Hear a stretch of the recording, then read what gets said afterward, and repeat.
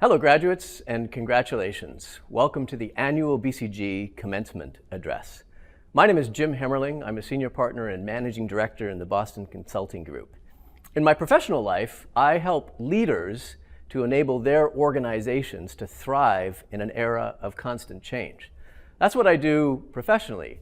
But in my personal life, I also have a keen interest in this topic. As it turns out, my wife Nicola and I are the proud parents of 4 sons, all young men now really, who are in various stages of launching. And so whether from a professional or a personal perspective, it's a topic that I just happen to be keenly interested in. But you don't need me to tell you that you're entering into an era of constant change. Change is all around us. And the change is only going to accelerate as you move forward. Part of that is driven by technology, for sure, but also cultural, societal, economic, political factors, so a number of external factors. But then there's also a number of personal factors that contribute to change. As you move forward, you're going to be taking on new roles and responsibilities. You're going to go through different life stages, and each of those life stages represents different challenges and opportunities. You're also going to be learning and growing. And as you take on increased responsibilities, you're going to find that you'll barely settle into a role, and that role will be disrupted by some change around you. And you'll have to learn and adapt and figure out how to move forward. The question, though, is how do you not just survive, but how do you thrive in this era of constant change? In my professional life, as I mentioned, I work with leaders who are helping their organizations to thrive in this era of constant change. And so what I thought is that there would be a few principles that might be helpful for you as you embark on your journey. The framework that I use in working with these leaders has 3 elements to it: head, heart, and hands. Now all 3 are equally important, so why don't we start with head. So what do I mean by head? What I mean is to envision the future that you want and then focus on the big rocks to grow into it. As leaders set out to transform their organizations, they need to have some sense for where they're going. What is that destination that they want to take the organization toward? Now, in an era of constant change, it's impossible to predict with certainty and to lay out a path over the next 10 or 20 years. However, you can set a general direction. You know, it's hard to believe, but I just celebrated my 28th wedding anniversary and my 28th year in consulting.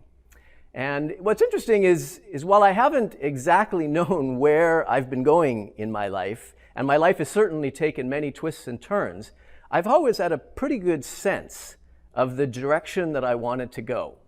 So professionally, as you know, I work with leaders who are enabling their organizations to transform and to thrive in this era of constant change.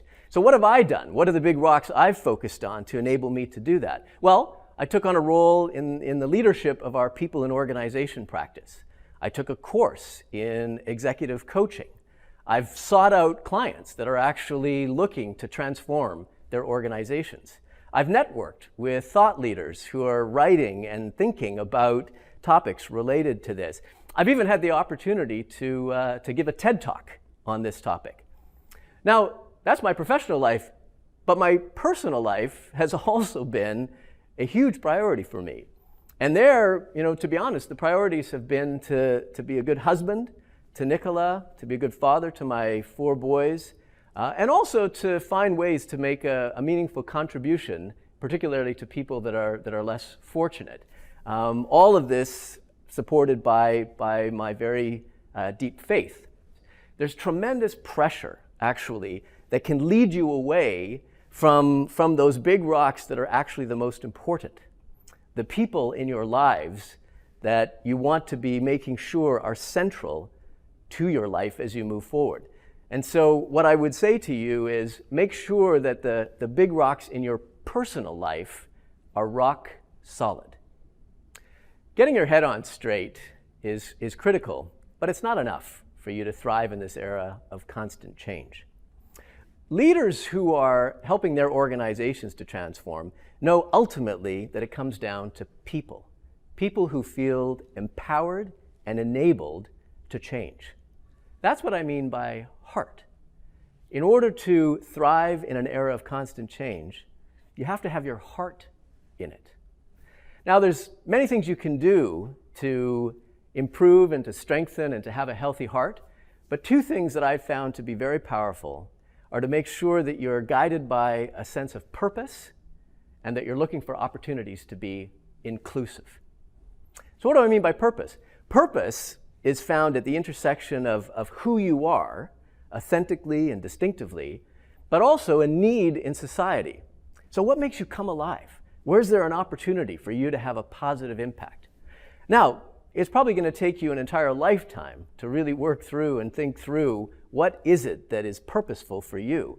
But you can start on that journey. You can start to think about what is it that really makes you come alive. And I can assure you, as it is for organizations, to have a sense of why am I doing what I'm doing is so empowering. But don't do it alone. I happen to live in the San Francisco Bay Area, and our team, the Golden State Warriors, are having another fantastic year.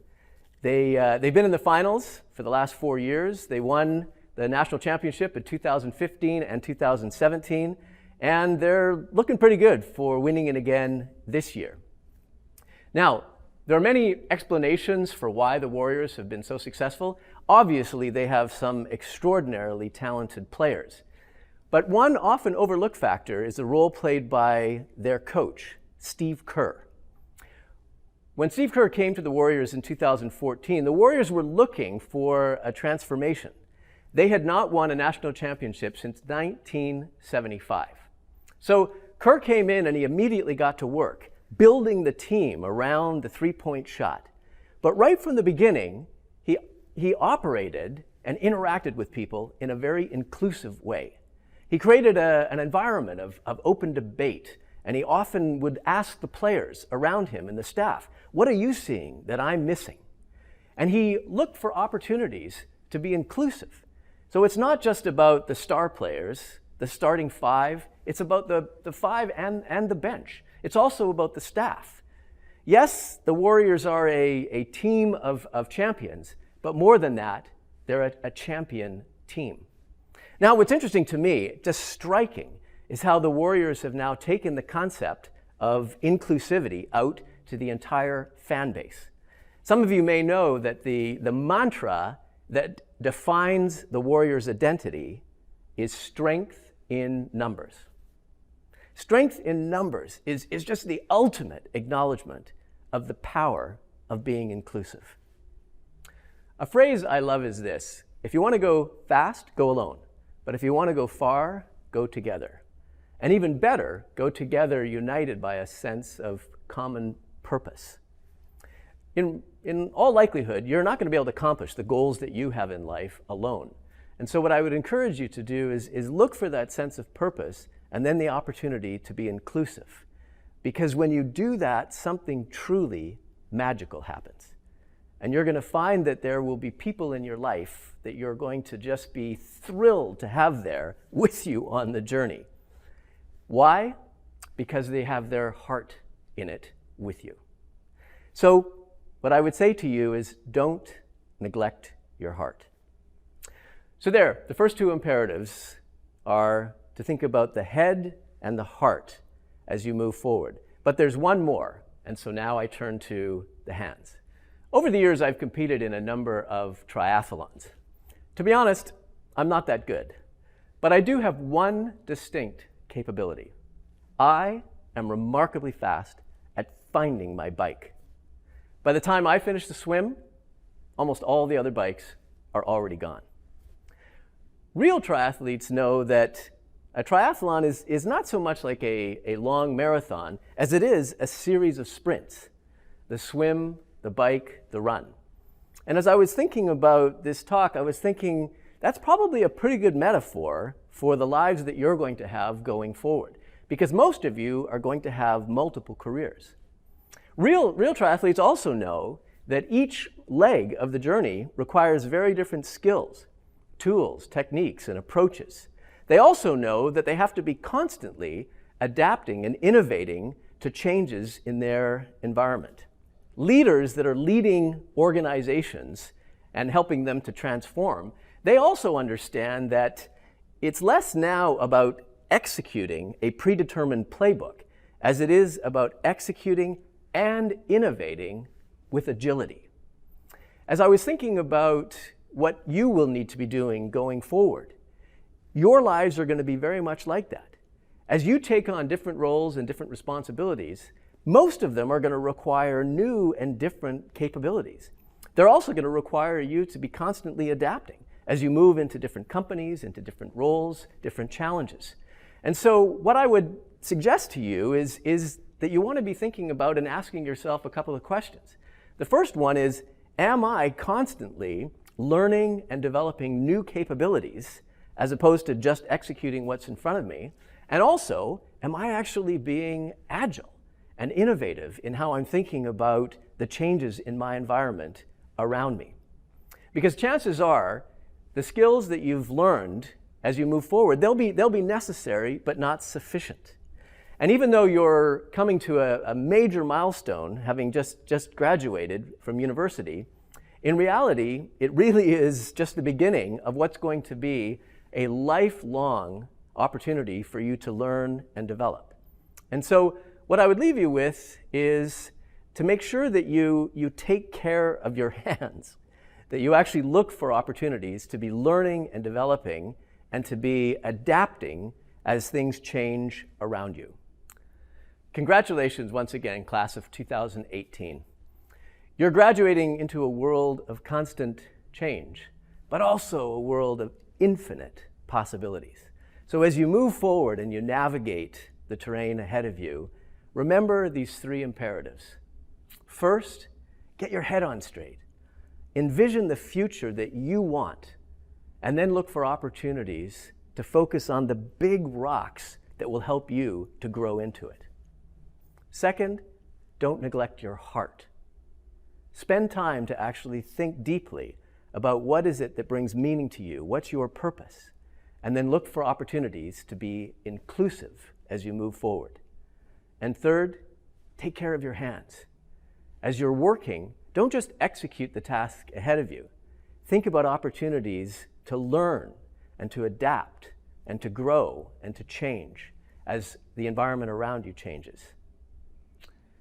Focus on the head, heart, and hands of your journey, and I'm absolutely confident that you'll not only survive, but you'll thrive in this era of constant change.